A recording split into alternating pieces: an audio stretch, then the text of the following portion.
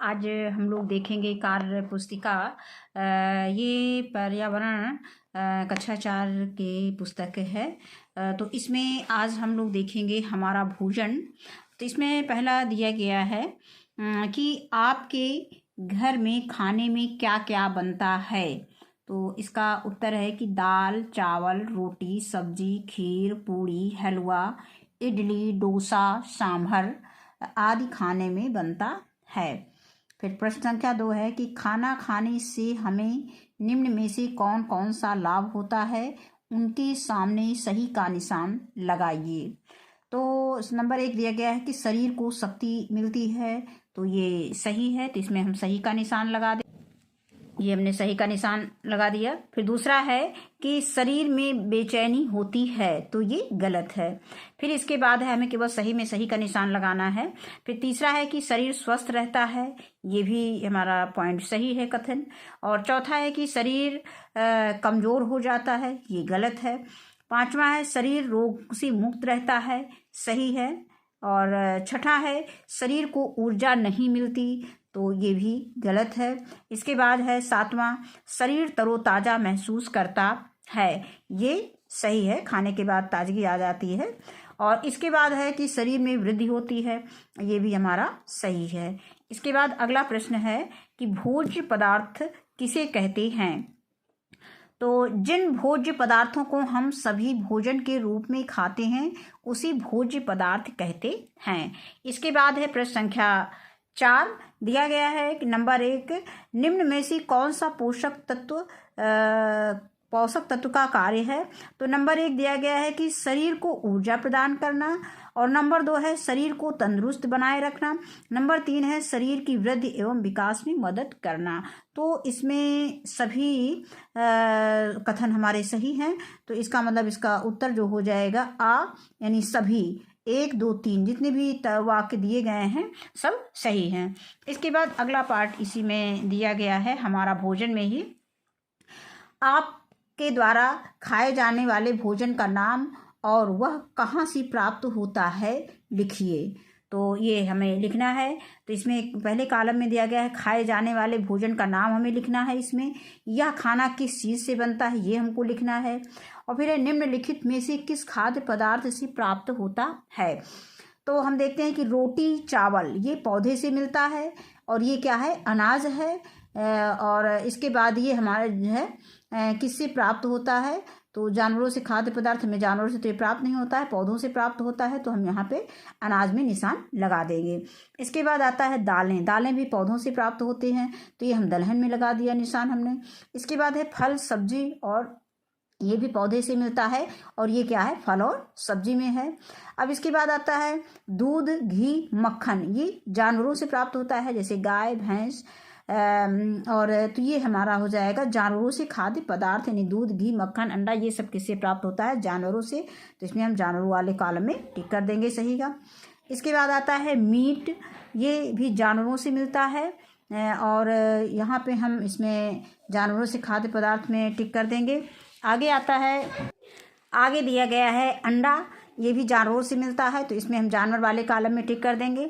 अगला आता है प्रश्न, कौन सा खाद्य पदार्थ वनस्पतियों से नहीं प्राप्त होता है। तो शहद, ये तो हमें मधुमक्खी से प्राप्त होता है, सूखे में भी ये भी वनस्पतियों से प्राप्त होता है, फल वनस्पतियों से प्राप्त होता है, हरी सब्जियां भी वनस्पतियों से प्राप्त होता है। तो हम इसमें शहद में सही का निशान लगा देंगे, यानी शहद जो है ऐसा खाद्य पदार्थ है जो वनस्पतियों से नहीं मिलता है। अगला प्रश्न इसमें दिया गया है कि निम्नलिखित प्रश्नों के उत्तर लिखिए। पहला प्रश्न दिया है कि ऊर्जा देने वाले पोषक तत्वों को क्या कहते हैं। तो कार्बोहाइड्रेट और वसा शरीर को ऊर्जा देने वाले पोषक तत्व हैं। अब आता है नंबर 2, कार्बोहाइड्रेट के मुख्य स्रोतों के नाम लिखिए, मतलब किन किन चीज़ों में कार्बोहाइड्रेट पाया जाता है। तो गेहूं, चावल, ज्वार, बाजरा, मक्का, मोटे अनाज, आलू, जड़ वाली सब्जियां आदि में ये सब आदि कार्बोहाइड्रेट के स्रोत हैं। आगे अगला है प्रश्न संख्या 4, नितिन को फुटबॉल खेलने के बाद थकान महसूस होती है, उसे निम्न में से कौन सा आहार लेना मतलब कौन सा आहार लेना चाहिए जिससे उसे जल्दी से ऊर्जा मिल सके। तो इसमें चीनी दिया गया है, पनीर है, घी है, बादाम है। तो हम देखते हैं कि चीनी भी जैसे थकान होती है तो चीनी और चीनी का शरबत या मीठी चीज़ें खा लो तो मीठी चीज़ें खाने का मन करता है। और घी अगर हम खाएंगे तो हम जल्दी से थकेंगे नहीं। और बादाम भी हमें ताकत देता है, तो हम इसमें जो है घी लगा दिए हैं निशान, वैसे हम बादाम में भी लगा सकते हैं। और फिर अगला है प्रश्न, कोष्ठक में दिए गए वसा युक्त खाद्य पदार्थों को वर्गीकृत करके तालिका में लिखिए। तो इसमें जो वसा युक्त खाद्य पदार्थ हैं उनको हमें तालिका में लिखना है। तो पहला दिया है वनस्पतियों से प्राप्त होने वाले वसा पदार्थ। पहले हम इसमें देख लेते हैं कि हमारे पास कौन कौन से खाद्य पदार्थ दिए गए हैं। सोयाबीन, दूध, तेल, सूखे मेवे, पनीर, मांस, नारियल, घी, मूंगफली, सूरजमुखी, सरसों। तो अब इसमें हमको वनस्पतियों से प्राप्त होने वाले वसा पदार्थ कौन से हैं? सोयाबीन, तेल, सूखे मेवे, नारियल, मूंगफली, सूरजमुखी और सरसों। और इसके बाद आता है कि जंतुओं से प्राप्त होने वाले वसा पदार्थ दूध, पनीर, मांस और घी। आगे आता है प्रश्न संख्या 5, निम्नलिखित में से कौन सा काम वसा द्वारा होता है? सही का निशान लगाएं। तो नंबर का में दिया गया है कि शरीर के तापमान को बनाए रखना, और नंबर खा दिया है कि रक्त संचार को बनाए रखना, और अगला दिया है कि ऊर्जा का भंडारण करना। तो वसा का काम होता है ऊर्जा का भंडारण करना, तो इसमें हम सही का निशान लगा देंगे। आगे आते हैं प्रश्न संख्या 6 में, जब हम उपवास करते हैं तब हमें काम करने की ताकत इनमें से किससे मिलती है? नंबर आ कार्बोहाइड्रेट से, नंबर बा रेशेदार भोज्य पदार्थ से, नंबर सा वसा से, और नंबर दा इनमें से कोई नहीं, तो ये हो जाएगा वसा से।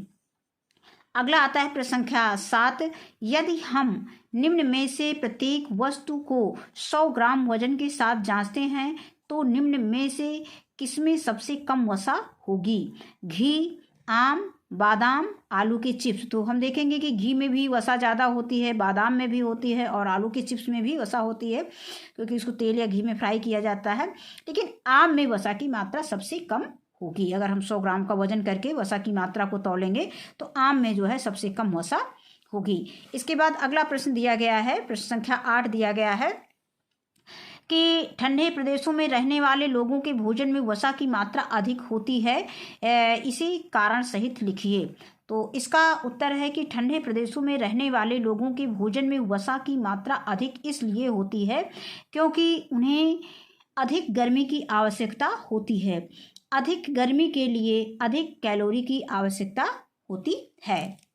इसी में हम अगला पाठ देखेंगे हमारा भोजन में। पहला प्रश्न दिया गया है कि खनिज तत्वों की आवश्यकता क्यों होती है? तो इसका उत्तर है कि शरीर को रोग मुक्त रखने के लिए हमें खनिज तत्वों की आवश्यकता होती है। इसके बाद आता है नंबर 2, हमें रेशेदार भोज्य पदार्थों को अधिक मात्रा में क्यों खाना चाहिए?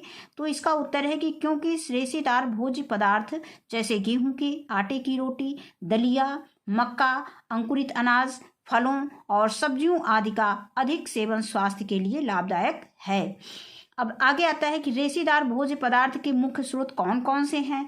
तो इसमें आता है रेशेदार भोज्य पदार्थों के मुख्य स्रोत हरी सब्जियां हैं, दलिया है, चोकर युक्त आटा है, गाजर है, चुकंदर है आदि। ये गाजर, ये इसमें बड़े आ की मात्रा रहेगी गाजर में। और तो ये हो गया हमारा। फिर आगे दिया गया है अगला प्रश्न है इसमें कि नीचे दिए गए नीचे 2 थालियां दी गई, एक थाली ये है, एक थाली ये, इसमें कुछ भोजन परोसा गया है जिसमें कुछ भोजन परोसे गए हैं। आप उन थालियों में अन्य कौन सा भोजन परोसेंगे जिससे सभी पोषक तत्वों से भरी हुई थाली तैयार हो जाए? तो हम इसमें देखते हैं कि इसमें दाल है, रोटी है, दाल है और ये कटोरी खाली है और रोटी है।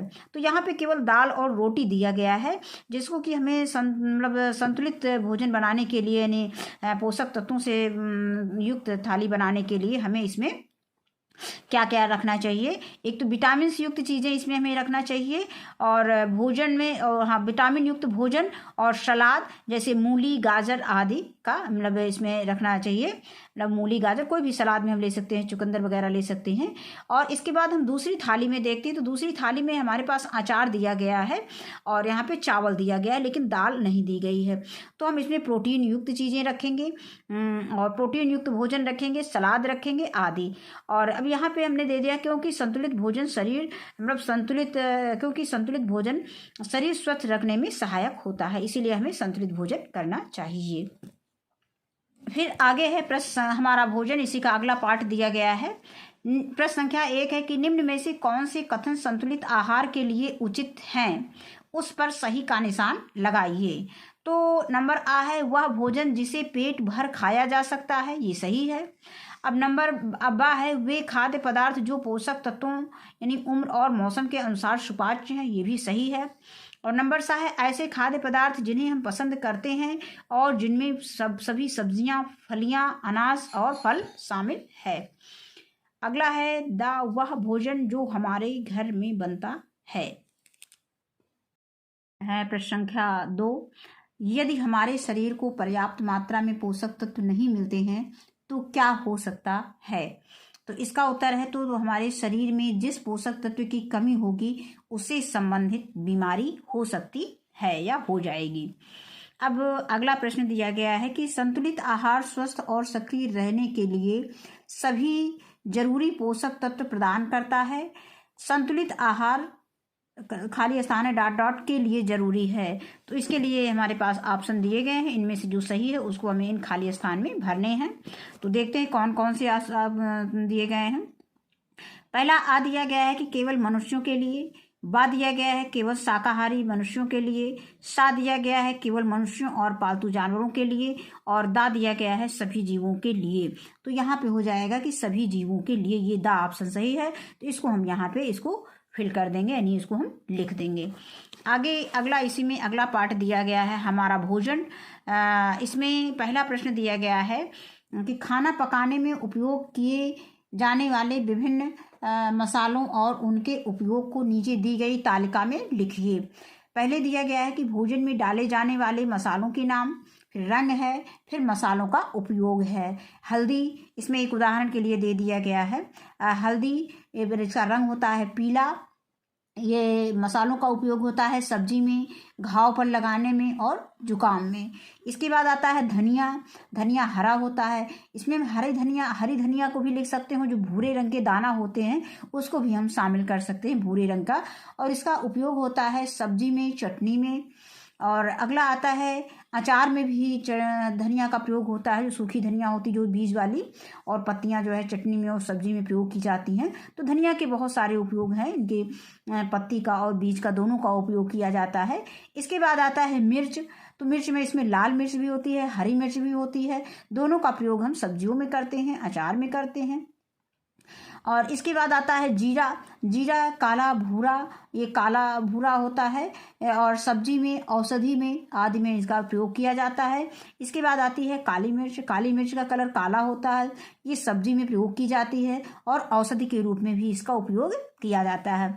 आगे आता है लौंग। लौंग काला होता है, सब्जी में प्रयोग किया जाता है और औषधि के रूप में, जैसे खांसी वगैरह आती है या दांत दर्द करता है तो उसमें हम लौंग का प्रयोग करते हैं। अब आगे आता है प्रश्न संख्या 2, निम्नलिखित विटामिनों को लिखिए जो हमें प्राप्त होते हैं और वे हमारे शरीर में क्या कार्य करते हैं, तालिका के अनुसार लिखिए। तो इसमें विटामिन लिखना है और वो किससे प्राप्त होते हैं, यानी उनके स्रोत लिखने हैं, और शरीर में क्या काम करता है, यानी कौन सा विटामिन शरीर में क्या काम करता है उसको हमें इसमें लिखना है। तो हम देखते हैं कि विटामिन ए पपीता में पाया जाता है, आम है, गाजर आदि में पाया जाता है।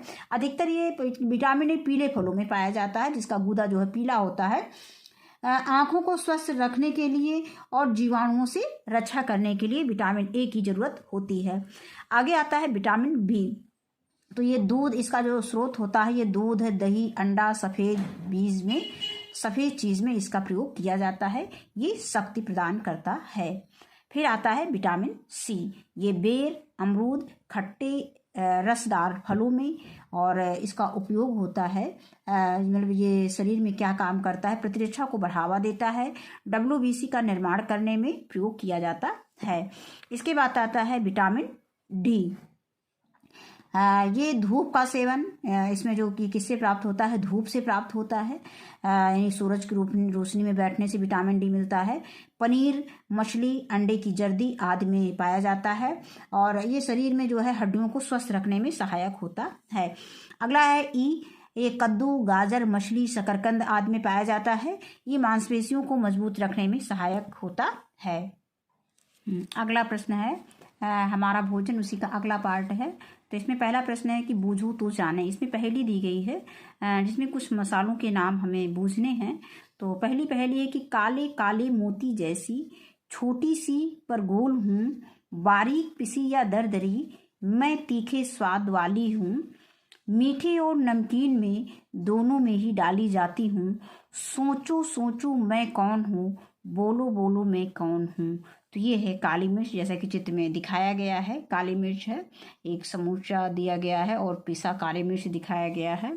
इसके बाद अगली पहेली है, कील जैसी दिखती हूँ पर मैं एक कली हूँ, चॉकलेटी भूरे रंग की तेज खुशबू वाली हूँ, जब दर्द होता दांत में तब मुझे रखते दांत में, सोचो सोचो मैं कौन हूँ, बोलो बोलो मैं कौन हूँ। ये है लौंग।